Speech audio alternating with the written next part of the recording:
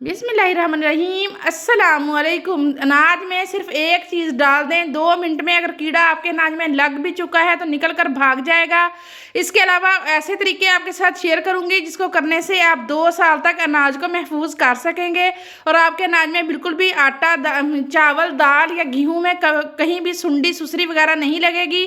तो आपका अनाज जो है वो बिल्कुल महफूज रहेगा। इसके अलावा और भी बहुत सारी टिप्स हैं, तो आपने वीडियो को फुल वॉच करना है। चलें जी, चलते हैं हम अपनी फर्स्ट टिप की तरफ। पहली टिप मेरी जो है, अक्सर औरतों को मसला होता है कि जब मिर्चें हम कटिंग करते हैं, बेशक कटिंग बोर्ड के साथ कटिंग करें या हाथ के साथ कटिंग करें, तो एक जलन सी हाथों के ऊपर होना शुरू हो जाती है। तो आपने करना क्या है कि जब भी आप मिर्चें वगैरह कट करें और आपके हैंड जो है उनके ऊपर जलन होना शुरू हो जाए, तो आपने पहले हाथों को अच्छे तरीके से धो लेना है। धोने के बाद आपने करना क्या है कि आपने पेस्ट ले लेनी है, जो भी आपके घर में मौजूद है, तो उसको आपने उंगलियों के ऊपर अच्छे तरीके से लगा लेना है, या जिस जगह पर आपके जलन हो रही हो उस जगह पर। तो ये देखिए, अगर खुदा ना खास्ता कभी बाई चांस आपका हाथ जल जाए, यानी कि गर्म चूल्हे के साथ लग जाए या गर्म देगची वगैरह के साथ, तब भी बहुत ज़्यादा जलन होती है, तो उसके लिए भी अगर आप पेस्ट ऊपर लगा लेंगे तो ना ही छाले बनेंगे और आपकी जलन जो है वो भी बिल्कुल ख़त्म हो जाएगी। इतनी ज़बरदस्त चीज़ है ये पेस्ट जो है। तो आपने इस तरीके से 5 से 7 मिनट इसको अच्छे तरीके से उस जगह पर रब करना है जिस जगह पर आपके बहुत ज़्यादा जलन हो रही हो। तो उसके बाद आपने अपने हाथों को धो लेना है, तो आपकी जलन जो है वो हाथों के ऊपर मिर्चों की वो बिल्कुल ख़त्म हो जाएगी। तो काइंडली रिक्वेस्ट है कि वीडियो पर न्यू है, वीडियो पसंद आए तो लाइक करें और चैनल को भी लाजमी सब्सक्राइब किया करें।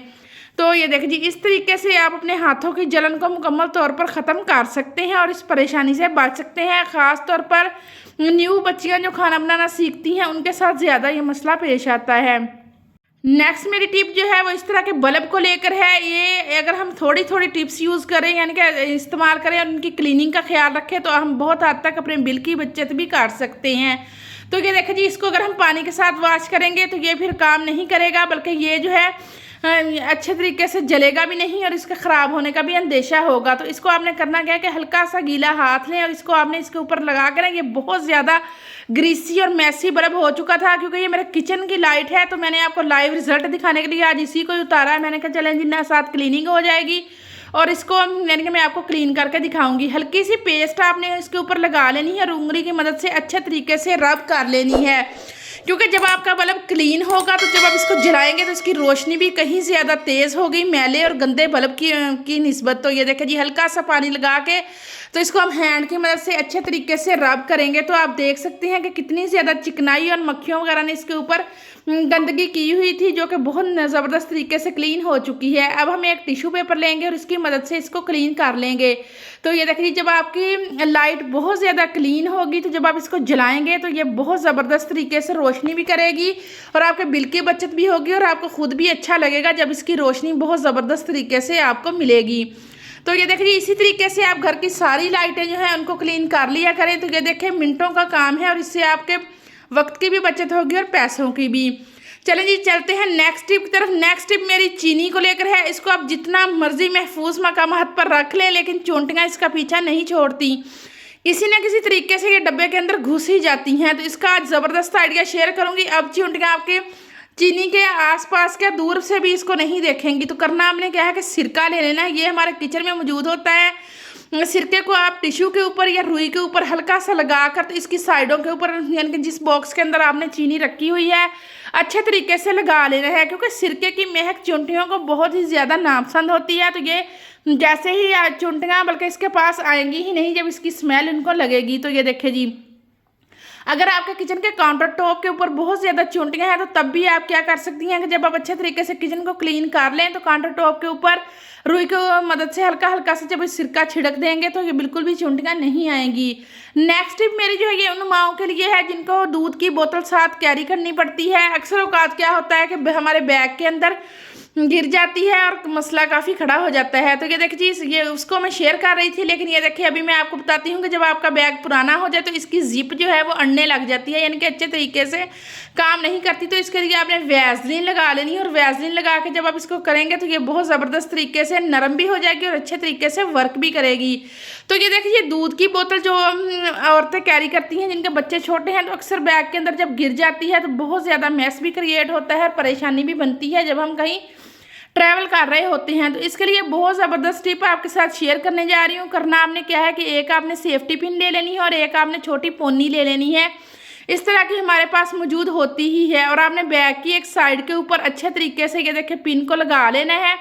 ये देखें पोनी साथ लगा के। तो ये देखें अब आप जब दूध की बोतल को इसके अंदर आपने इस तरीके से फंसा देना है। अब ये बिल्कुल भी नहीं गिरेगी आपका बैग, चाहे आप जैसे मर्जी रखें लेकिन दूध गिरेगा नहीं, बोतल बिल्कुल सीधी रहेगी। तो ये देखें जी, इस तरीके से करके आप कैरी करके लेके जाएं। तो जब आप निकालेंगे तो दूध की बोतल जो है वो बिल्कुल सीधी होगी, बिल्कुल भी इसमें से दूध भी नहीं गिरेगा और ये उल्टी भी नहीं होगी। और इसके अलावा जो चीज़ें इसके अंदर हैं वो भी ख़राब नहीं होंगी।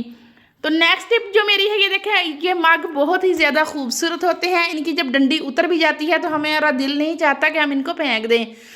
तो ये देखिए, इसके लिए आप इसको इस तरीके से भी यानी कि कर सकते हैं। इसकी साइड यानी कि जहाँ से डंडी टूटी हुई है दीवार की तरफ कर दें और आप अपनी इसके अंदर स्टेशनरी या मेकअप का सामान रख सकते हैं। लेकिन अगर आपको इस तरीके से अच्छा नहीं लगता तो आप इस तरीके से एक मग लेंगे और एक जुराब ले लें जो कि जिसकी हालत बेहतर हो और इसके साथ की एक गुम हो गई हो या फट गई हो, तो उसको ही हम यूज़ करेंगे ताकि हमारे पैसे भी ना ज़ाया हो और हमारी चीज़ भी ना ज़ाया हो। तो ये देखें, इस तरीके से इस मग को हम जुराब के अंदर रख देंगे। और अब आप देखें कितनी खूबसूरत लग रही है। इसके अंदर अब आप स्टेशनरी की चीज़ें रखें, चाहे आप इसके अंदर अपना मेकअप का सामान रखें तो पड़ा हुआ भी खूबसूरत लगेगा और एक हमारा बिल्कुल ज़ीरो कॉस्ट में ऑर्गेनाइज़र भी बन के तैयार हो जाएगा। तो ये देखें जी, है ना मज़े और कमाल की टिप।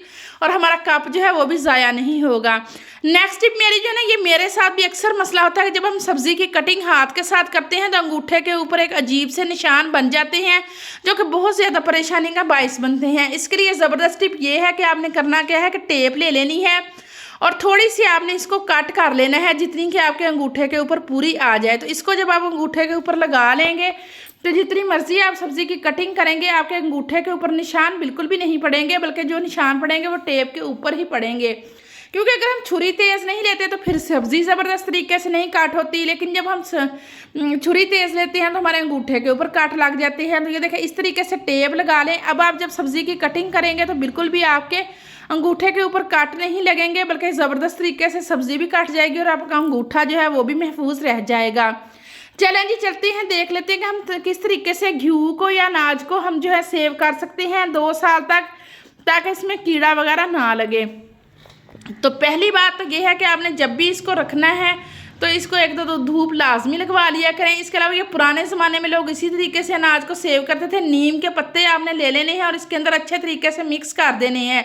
इसका फ़ायदा क्या होगा कि नीम कड़वी होती है और इसको बिल्कुल भी सुंडी और सुसरी वगैरह जो है वो आपकी गंदम में बिल्कुल भी नहीं आएगी। इस तरीके से जब आप मिक्स करके इसको महफूज करेंगे। इसके अलावा और भी तरीका आपके साथ शेयर करूँगी कि अगर सुंडी वगैरह लग गई है तो अब हम इसको किस तरीके से भगाएं और हम अपनी दालों को किस तरीके से सेव कर सकते हैं। तो ये देखिए, ये तो गंदम को सेव करने का तरीका है। यही तरीका अगर आप चावल ज़्यादा हैं उनके ऊपर भी आप अगर नीम के पत्ते मिक्स कर देंगे तो तब भी आपके चावलों के अंदर भी सुंडी वगैरह जो है वो बिल्कुल भी नहीं लगेगी। ये 100% वर्किंग तरीका है जो कि बहुत ही आजमाया हुआ है।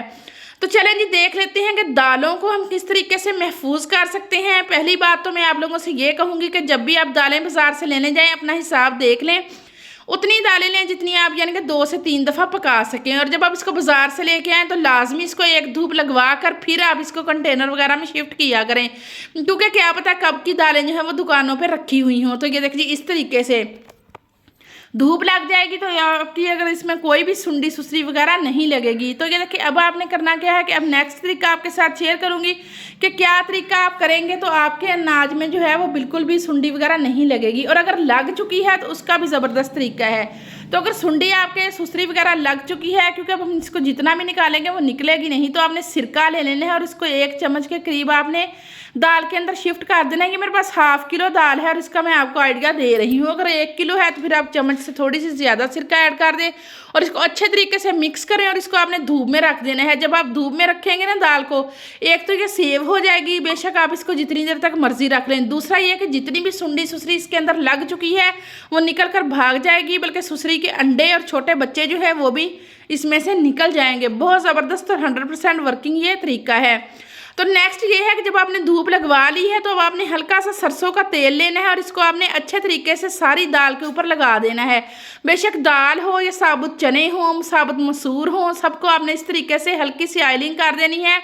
इससे भी सुंडी वगैरह बिल्कुल भी आपकी दालों में नहीं लगेगी। और आपने इसको हल्की सी यानी कि 15-20 मिनट की अगर तेज़ धूप है तो लगवा लेंगे तो बहुत रहेगी दालों के लिए।